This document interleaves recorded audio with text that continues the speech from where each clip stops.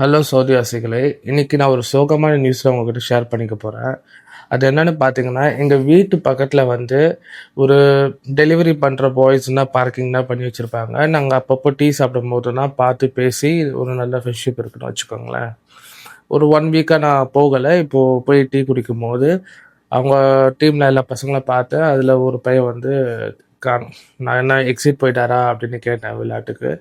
அவர் exit இல்லை, அவர் வந்து ஆக்சிடெண்ட்டில் செத்துட்டாரு அப்படின்னு சொன்னாங்க.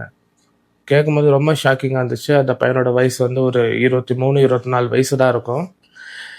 ஸோ என்னன்னா, டெலிவரி பண்ணணும், ஸ்பீடாக பண்ணணும், ஹோட்டல்காரர் வந்து லேட்டாக கொடுத்துட்டாரு. ஸோ கஸ்டமருக்கு சீக்கிரமாக போய் சேர்க்கணும். அந்த ரீசனுக்காக ரொம்ப வேகமாக ஓட்டி போய் லாரிக்கு அடியில் சிக்கிட்டாரு அப்படின்னு கேள்விப்பட்டேன்.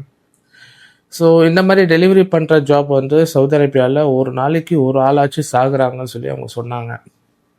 ஸோ ஆல்ரெடி இங்கே டெலிவரி ஜாப் பண்ணுறவங்களுக்கு அந்த கஷ்டம் என்னன்னு தெரியும். பட் நீங்கள் ஊர்லேருந்து இந்த ஜாப்புக்காக வரீங்க, நம்ம தமிழ்நாட்டிலேருந்து வரீங்கன்னா தயவு செஞ்சு 1000 வாட்டி யோசிங்க.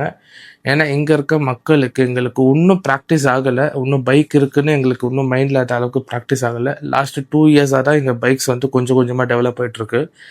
10 வருஷத்துக்கு முன்னாடி நான் வரும்போது இங்கே பைக்ஸே கிடையாது. இருந்துச்சுன்னா சூப்பர் பைக்ஸ் இருக்கும். அது வரத்துக்கு அரை அரை கிலோமீட்டருக்கு முன்னாடி அது சவுண்டு வச்சு நாங்கள் கண்டுபிடிச்சிடும் பைக் வருதுன்னு. பட் இங்கே இன்னும் நாங்கள் பழகலை. எங்களுக்கு அப்பப்போ மறந்துடும் பைக் இருக்குன்னு தெரியாமல் நாங்கள் பட்டுன்னு திருப்பிடுவோம் வண்டியை. நீங்கள் தான் உங்கள் ஃபேமிலிக்கு ஒரு இன்கம் சோர்ஸ்னா தயவு செஞ்சு இந்த ஃபீல்டை சூஸ் பண்ண வேண்டாம். இதில் ஹைலி ரிஸ்க் இருக்குது.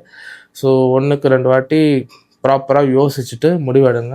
காசு வந்து எப்படி வேணால் சம்பாதிச்சிக்கலாம். நம்ம எவ்வளோ வழி இருக்குது நம்ம ஊர்லேயே நீங்கள் டிரைவர் ஜாப் பண்ணி சம்பாதிச்சிக்கலாம். இங்கே வாங்குகிற நீங்கள் சம்பளத்தை தயவு செஞ்சு நீங்கள் ரிஸ்க் எடுத்து வர வேண்டாம்.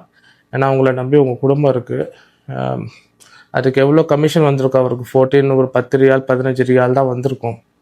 அந்த காசுக்காக அவங்க உயிரை பணிய வச்சு இந்த மாதிரி ஓட்டி உயிரை இழந்து அவங்க குடும்ப ஆளுங்களை யோசிச்சு பாருங்கள் எந்த அளவுக்கு பெயின்ஃபுல்லாக இருக்கும்.